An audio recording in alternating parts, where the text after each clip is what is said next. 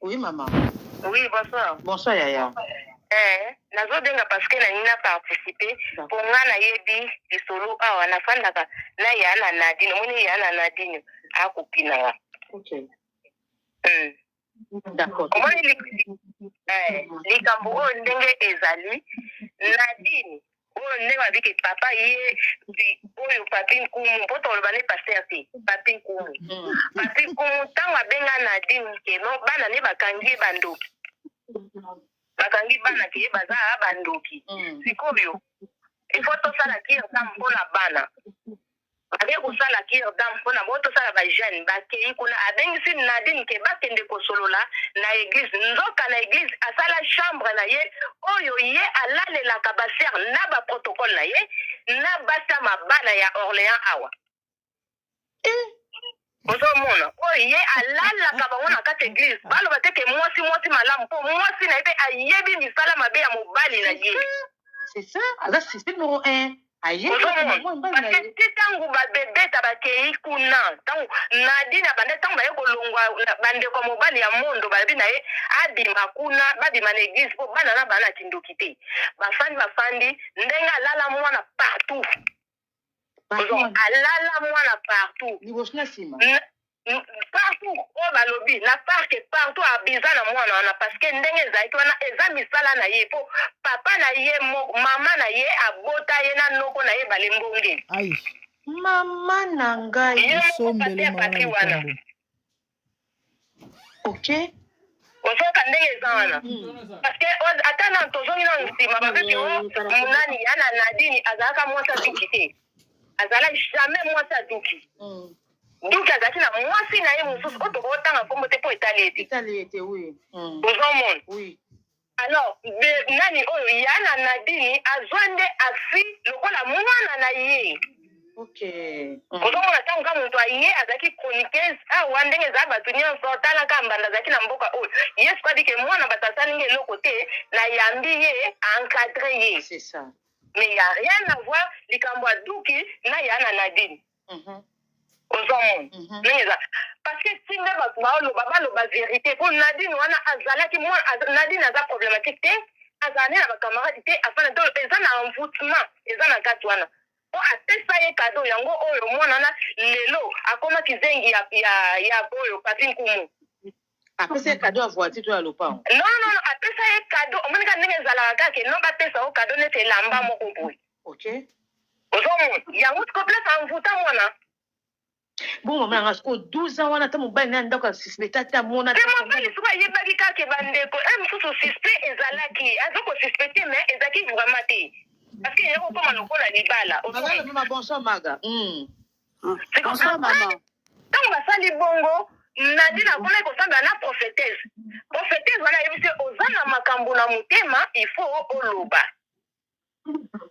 ale Nadine azobanga andaki kusu kokoka koloba te nsima nango ezalaki nde papa ya mobali akini asambelaka makasi nayebisi mobali na ye mwana na ye en fait sola na mwasi na yo aza makambo ebele ifo ayebisa yo ezobloke vi na bino non ezalaki bongo na te ale ntango alobi Nadine akimaki Floride zela mama asasisa na telefone bonsoir bamama Maman Floride zela yaya ma Floride zela mama na okota pardon mama ya telefone loba yaya loba mama abosi po ntango babandi siko kosala parce que famille ya mondo basambela mpe makasi ozomona ntango bango mpe bazosambela eya kokoma lokola ke mobali akoma omona lokola vision ndenge afandisi Nadine aye kofandisa Nadine mpe alobi na ye vérité mais babombaki yango soko famille ya mobali bayebaki Nadine mpe alobi tikanga mpe nayebisa yaya na ye oyo azali ke aza mama na ye oyo abengisa Nadine nde ayaki koyebisa mondo abetaka Nadine mpo yaya na ye aya koyeba ngo abetaka Nadine ntango abeti Nadine nsima na yango bango bakende kuna me balobaki te Nadine apres aye komela yaya na ye bamessage ntango ayebisi yaya na ye kutu akokaki kosiporte makambo te akweyaki na mosala ntango akweyi balamusi ye mobali ne azwi ye nde bakendaka epai ya Nadine babandi koloba ntango so famille na bango yaki kofanda ezalaka lundi mardi bake na ndako ya papi akimi po papi baponaki deya na mondo na telefone papi andimaki abikeno nalala ye na nko wana pasi ya papi Yen kum. Seigneur Jésus-Christ. Ozoma ndenge zana. Ale ye mwasi na ye siko alobi ke non tosambela. Yana na bia binzambe nini tokosambela. Nde babanda kosana alobi ni alobi makambo wana etali nango yete.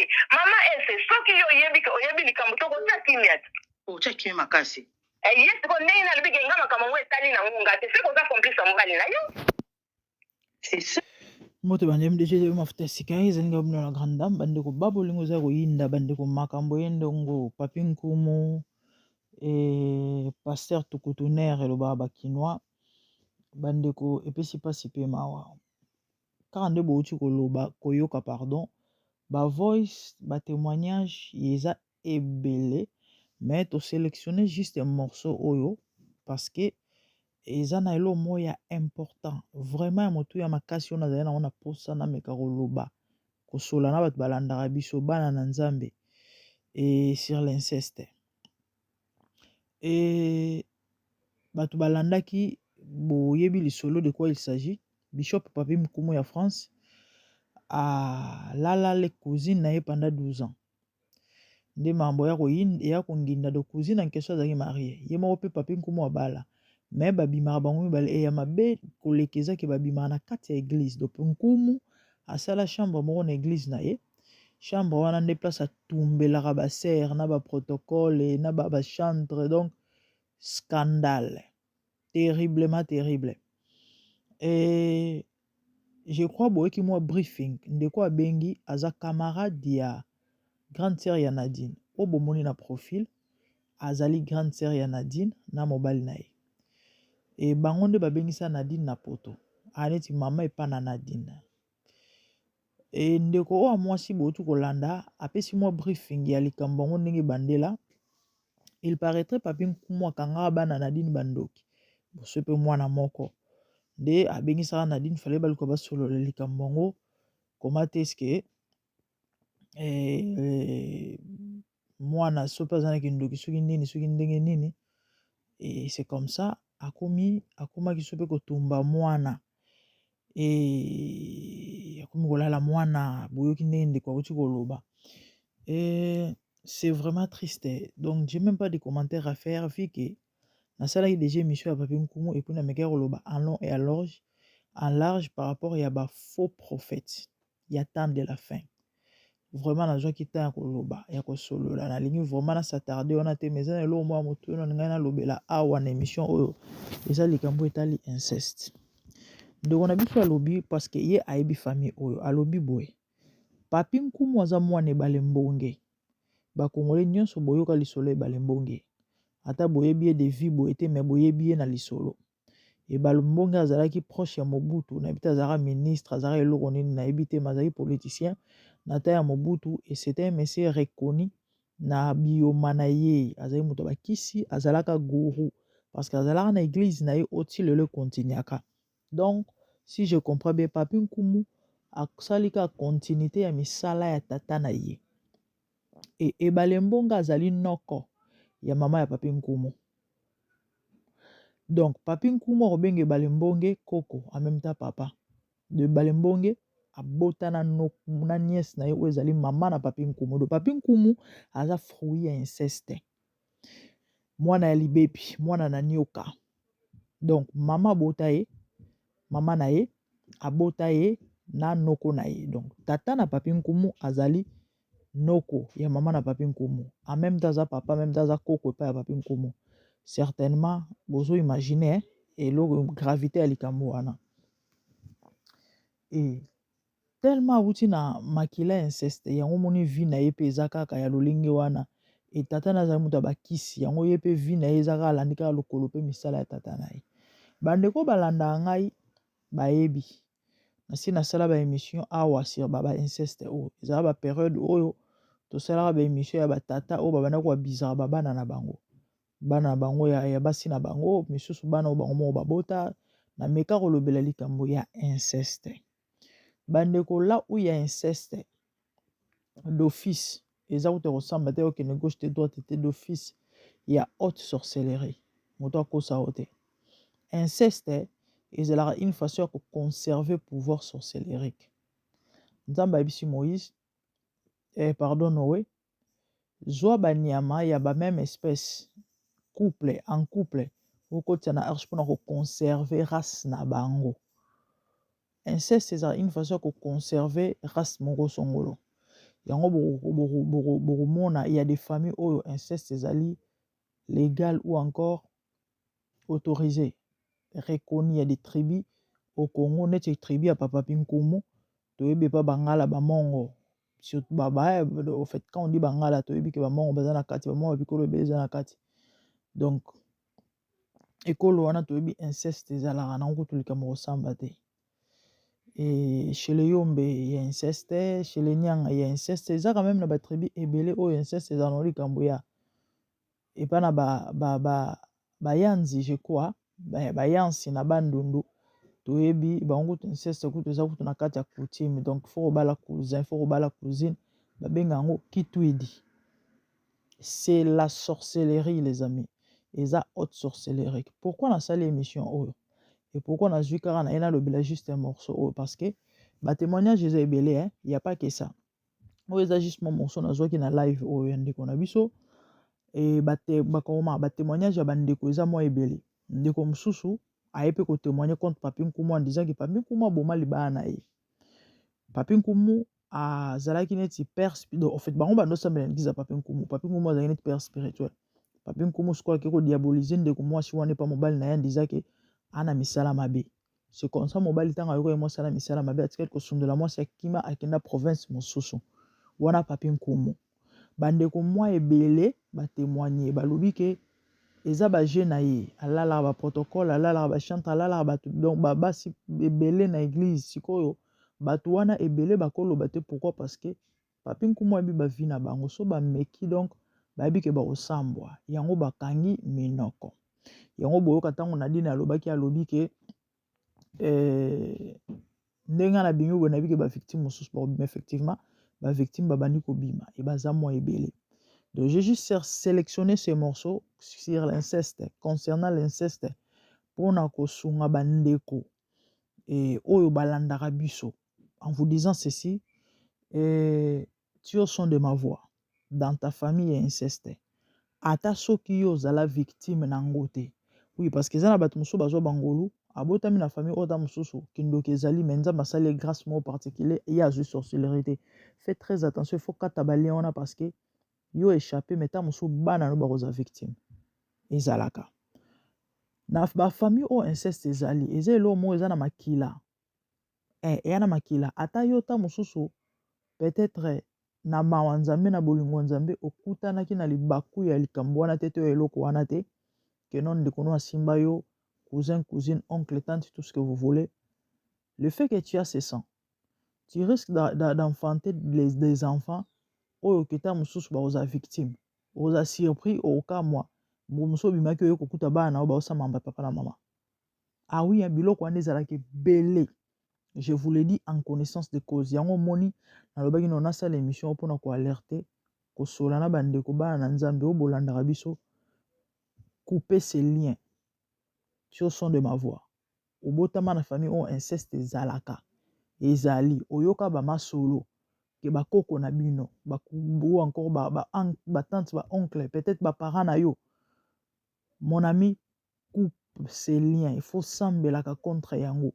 Boya yango na vie na yo ya bana na yo ta musu yo mo pose la victime nango peut-être pe bat ba ebité obomba na sa motema. Kata ba lien wana boya eloko wana tu dois premièrement trouver un homme de Dieu afin qu'il puisse prier pour toi. Tu dois confesser ça. Ba sambela pour na yo parce que ça na ba répercussion. Et il faut kata ba lien wana kita na bana te. Très important bandeko na ngai. Donc, en fait, c'était ça. Et loko etinda ngai na ko sala émission oyo bandeko. Kapo na ko sunga bandeko. Ndenge to mesana ko sunga. Ah oui, parce que chaque chaîne a un objectif. Nous, on est plus là pour conseiller, pour aider les gens. Et par rapport à Papi Nkumu, les amis, na lobaki en long et en large l'émission de Bosso sur l'andagité. Prends le temps de suivre ça. Et quand il s'agit de l'inceste, Ndekonabiso Nadine, en quelque sorte, boya mi bengi victime, Mais en quelque sorte, on n'est pas qu'à victime, parce qu'il s'agit de l'inceste.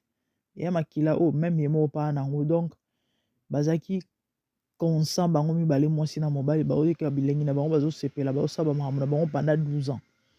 C'est vrai, na bandenge moko en votement, oui, quand ndende ko lobaki ki asombela ka soki cadeau en voter boya makambo ezalaka, oui, parce que je vous expliquais que ba faux prophète ba passer au bazana ba kisi, ba dominaka bandimi. Chose à faible d'esprit en tout cas ba olonga yo. Donc, ya ba biloko ezalaka zalaka. Et l'autre fois je vous ai dit que ba biloko yo il faut kokisama ponza mabima muto solo parce que Jésus en a parlé. Il a prophétisé sur les temps de la fin, les signes des temps de la fin. Oh, ils allaient que tout le monde antéchrist, tout le monde va faux prophète, tout le monde va. Donc c'est inévitable. Ah oui. Et moi nanzambe ko lembate. Moi nanzambe ko vananda kote. Moi nanzambe ko décourager te au contraire. Tant que mon biloko et fortifier les sous pepe so courage ya repousser na soupe mbeni nanzambe. Tant que mon ba maamba boy. Esengeli omipetela omilengela parce que koya na mwana na moto. Yango wana ezolakisa bilembo ke no Yesu akomi pembeni.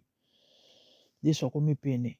Mama, papa, koloba te ke yango wana kena sobe église na kokende te kovanda na ndako ekosunga yo te. Si tu fais plus jour de ta détresse, ta force n'est que détresse, dit la Bible. Au contraire, objectif yango wana Satan alongi yo parce que souci na bango ndezaki yango balongolo na présence en Nzambe. C'est ça. Donc, fortifie-toi au contraire et continue koluka Nzambe. Kolisa intimité no na Nzambe, luke lungi na Nzambe, salela Nzambe, pesa vi na Yesu, yo nano pesi vi na Yesu te, yoka Nzambe, zwa ba orientation ba directif na molimo mosantu, pe sala Nzamba osenga yo.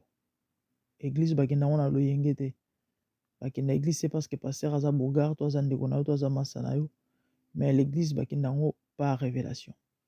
Tu veux fréquenter une église quelconque, tu veux entrer en contact avec un pasteur quelconque, prie, demande à Dieu l'état d'âme de la personne, ou encore si réellement Dieu connaît la personne, ou encore si réellement Dieu connaît au travail na molimo na Nzambe to pe na Nzambe. Parce que le temps que nous vivons bandeko nanga ba faux baza ebele koleka ba vrai. Ça je vous garantis parce que c'est la Bible.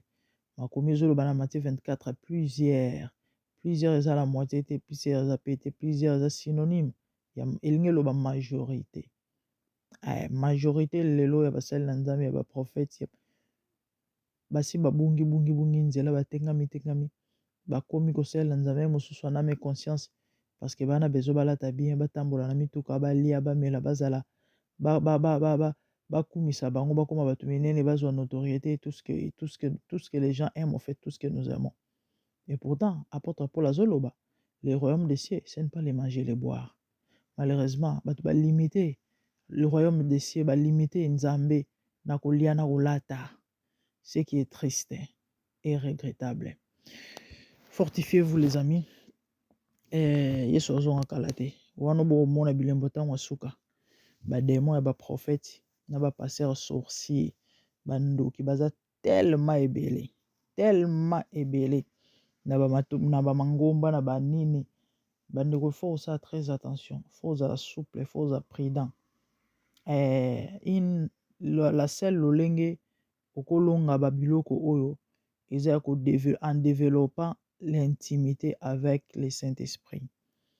Zala moto osambela mingi, zala moto kotanga la Bible, en tout cas zala moto ya koluka Nzambe, tu dois te consacrer. Via consécration, il y a ba discipline vraiment ebele. So zara moto loyenge ba distraction, le kolomo na kati mo libanda église lelo ke na loyenge lobi, en tout cas za moi pasi, ba mambo ebele ko échapper au comprendre le côté. Il faut vraiment ozala moto, il y a ba concentration ebele. Pour ko échapper na ba biloko misusu ya ba nete ba lolenge boy. Parce que za mambo mai na makila te, za mambo miso bo moto te. Ya mambo molimo, balunga ngoka na molimo na loyenge te o nga naza soki nini nga soki nani nga soki ndenge nini kopalangana te parce que baolekelo esprit yango bomona bato ebele tata mokolo na mandefu 55 mais na butu mwana mwa 3 ans moto asakana na ye batia na garde a petit mwa 3 ans ya betake Natongo la moki nzoto passe ma bibi mais muta sakani na buto za mwana 3 ans. Pourquoi? Parce que spirituellement ça faible. Donc les amis, en tout cas, vous devez vous fortifier spirituellement. Tanga la Bible sambelaka luka elongi nzambe et sungo osalobola c'était ça. Moi c'est la grande dame, abonnez-vous massivement, faites la diffusion et si c'était votre première fois, abonne-toi et moi like, moi commentaire au sala bien, moi partage et au sala bien. Nzamba mona bino. Tout le monde a une merci beaucoup.